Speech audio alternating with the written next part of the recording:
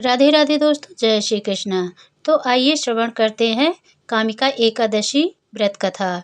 श्रवण मास के कृष्ण पक्ष की एकादशी को कामिका एकादशी व्रत के नाम से जाना जाता है।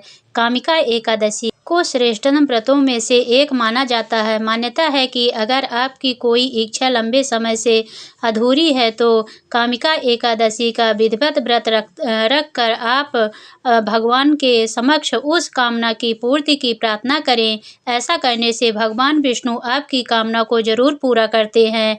ये भी माना जाता है कि कामिका एकादशी व्यक्ति के समस्त पापों का नाश हो जाता है। कामिका एकादशी वाले दिन भगवान विष्णु के गदाधारी स्वरूप की पूजा करने का विधान है। विधि: कामिका एकादशी में साफ सफाई का विशेष महत्व है। व्रती व्यक्ति प्रातः स्नान आदि करके भगवान विष्णु की प्रतिमा को पंचामृत से स्नान कराए। पंचामृत से स्नान कराने से पूर्व प्रतिमा को शुद्ध गंगा जल से स्नान कराना चाहिए। पंचामृत में दूध, दही, घी, शहद, शक्कर शामिल है। स्नान कराने के बाद भगवान को गंध, अक्षत, इत्र, जौ का प्रयोग करें और पुष्प चढ़ाएं। धूप, दीप, चंदन आदि सुगंधित पदार्थों से आरती उतारनी चाहिए। नैवेद्य का भोग लगाएं। इसमें भगवान श्रीधर को मक्खन, मिश्री और तुलसी दल अवश्य ही चढ़ाएं और अंत में क्षमा याचना करते हुए भगवान को नमस्कार करें। विष्णु सहस्त्र नाम पाठ का जाप, कथा, आरती अवश्य करना चाहिए। यदि निर्जल व्रत रह सके तो सर्वोत्तम है, अन्यथा फलाहार ले सकते हैं। रात में भगवान का ध्यान व भजन कीर्तन करें। कोशिश करें कि एकादशी की रात जागरण करें। अगले दिन स्नान करने के बाद ब्राह्मण को भोजन कराएं और सामर्थ्य के अनुसार दान करें। इसके बाद ही स्वयं भोजन करें।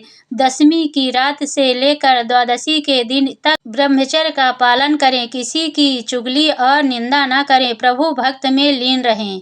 एकादशी व्रत कथा। कुंती पुत्र धर्मराज युधिष्ठिर कहने लगे कि हे भगवान, आषाढ़ शुक्ल देवशयनी एकादशी तथा चतुर्मास महत्व मैंने भली प्रकार से सुना। अब कृपा करके श्रवण कृष्ण एकादशी का क्या नाम है सो बताइए। श्री कृष्ण भगवान कहने लगे कि हे युधिष्ठिर, इस एकादशी की कथा एक समय स्वयं ब्रह्मा जी ने देवर्ष नारद से कही थी, वही मैं तुमसे कहता हूँ। नारद जी ब्रह्मा जी से पूछा था कि हे पितामह, श्रवण मास के कृष्ण पक्ष की एकादशी की कथा सुनने की मेरी इच्छा है। उसका क्या नाम है, क्या विधि है और उसका महात्म्य क्या है, सो कृपा करके कहिए। नारद जी के ये वचन सुनकर ब्रह्मा जी ने कहा, हे नारद, लोकों के हित के लिए तुमने बहुत ही सुंदर प्रश्न किया है। श्रवण मास की कृष्ण एकादशी का नाम कामिका एकादशी है। उसके सुनने मात्र से वाजपेय यज्ञ का फल मिलता है। इस दिन शंख, चक्र, गदाधारी विष्णु भगवान का पूजन होता है। जिनके नाम श्रीधर, हरि, विष्णु, माधव, मधुसूदन है, उनकी पूजा करने से जो फल मिलता है सो सुनो। जो फल गंगा, काशी, नैमी शरण और पुष्कर स्नान से मिलता है, यह विष्णु भगवान के पूजन से मिलता है। जो फल सूर्य व चंद्र ग्रहण पर, कुरुक्षेत्र और काशी में स्नान करने से, समुद्र वन सहित पृथ्वी दान करने से, सिंह राशि के बृहस्पति में, गोदावरी और गंडकी नदी में स्नान करने से भी प्राप्त नहीं होता, वह भगवान विष्णु के पूजन से मिलता है। जो मनुष्य श्रवण में भगवान का पूजन करते हैं, उनसे देवता, गंधर्व और सूर्य आदि सब पूजित हो जाते हैं। अतः पापों से डरने वाले मनुष्य को कामिका एकादशी का व्रत और विष्णु भगवान का पूजन अवश्य करना चाहिए। पाप रूपी कीचड़ में फंसे हुए और सांसारिक रूपी समुद्र में डूबे हुए मनुष्य के लिए इस एकादशी का व्रत और भगवान विष्णु का पूजन अत्यंत आवश्यक है। इससे बढ़कर पापों के नाशों का कोई उपाय नहीं है। हे नारद, स्वयं भगवान ने यही कहा कि कामिका एकादशी व्रत से जीव कुयोनि को प्राप्त नहीं होता। जो मनुष्य इस एकादशी के दिन भक्ति पूर्वक तुलसी दल भगवान विष्णु को अर्पण करते हैं, वे इस संसार के समस्त पापों से दूर रहते हैं। विष्णु भगवान रत्न, मोती, मणि तथा आभूषण आदि से इतने प्रसन्न नहीं होते जितने तुलसी दल से। तुलसी दल पूजन का फल 4 भार चांदी और 1 भार स्वर्ण के दान के बराबर होता है।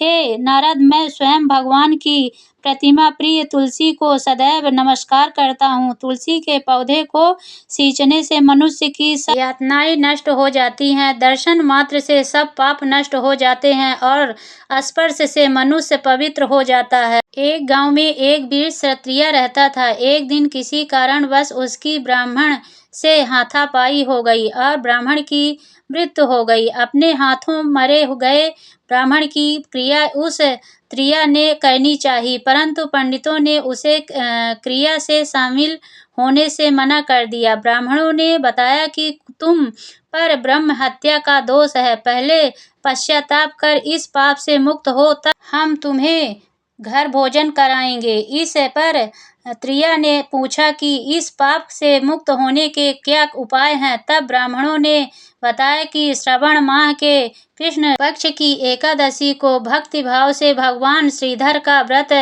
और एवं पूजन करो, ब्राह्मणों को भोजन कराओ, दक्षिणा के साथ आशीर्वाद प्राप्त करने से इस पाप से मुक्त मिलेगी।